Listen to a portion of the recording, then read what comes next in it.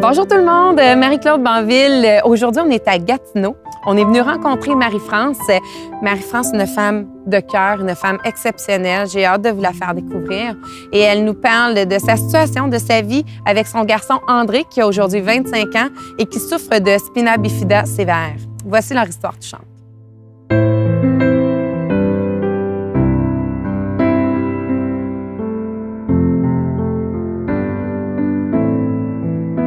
Marie-France Baudry, je suis la maman d'André. André, qui a 25 ans maintenant. Donc, André, quand il est venu au monde, il a pleuré une fois. Puis ensuite de ça, c'était le silence total. Les infirmières se sont mises à courir partout. On a demandé un médecin de plus. Ça courait. Moi, je commençais à paniquer.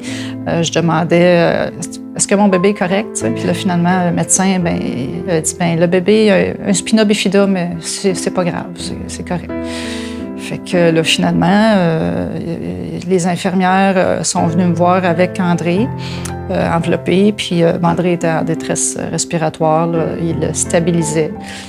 Puis elle est transférée à l'hôpital pour enfants de l'Est de l'Ontario.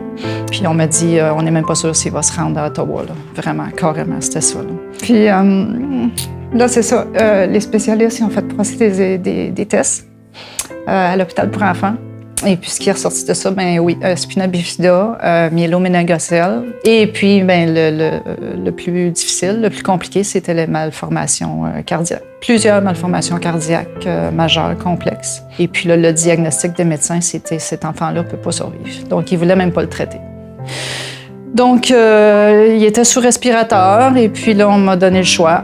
C'est soit que tu le laisses sur le respirateur, mais on ne le traite pas. Donc, tu vas le regarder souffrir indéfiniment, jusqu'à ce qu'il meure éventuellement, ou bien tu le débranches.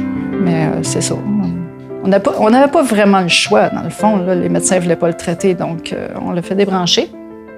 Puis André, il est fort, hein? Puis il a dit non, moi, je m'en vais pas. Donc là, ce qui est arrivé, c'est que les médecins m'ont dit, là, on va le laisser faire un test de survie.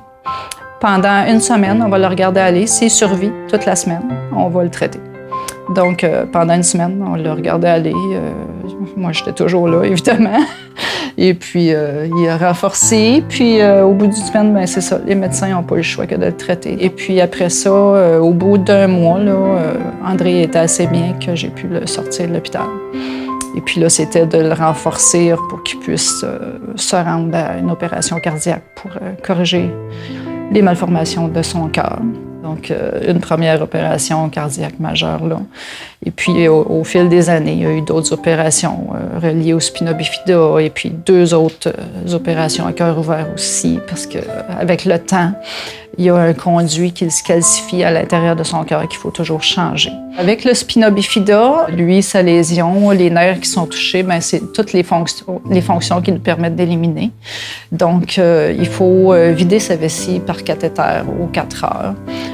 Je dois lui injecter un médicament aussi dans la vessie le matin et le soir. Il y en a qui me disent « t'es courageuse ». Non, je suis pas courageuse.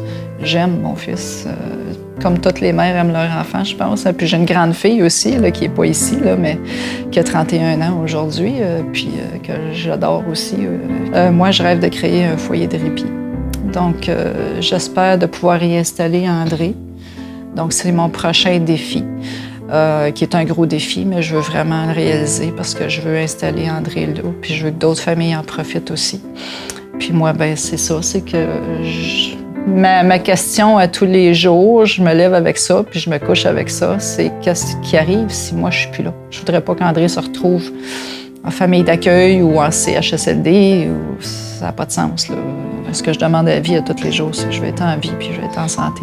S'il vous plaît, c'est ce que j'ai besoin, c'est ce que je demande. Le reste, je vais m'en occuper. Le reste, on s'en occupe. Hein, mon poussin? Oui. Cette histoire-là est tellement touchante. Cette famille-là, elle a besoin de nous. C'est possible pour vous de faire un don en cliquant sur le lien ci-dessous ou encore de nous contacter pour faire un don d'une quelconque façon, de la façon que vous pouvez les aider. Merci beaucoup.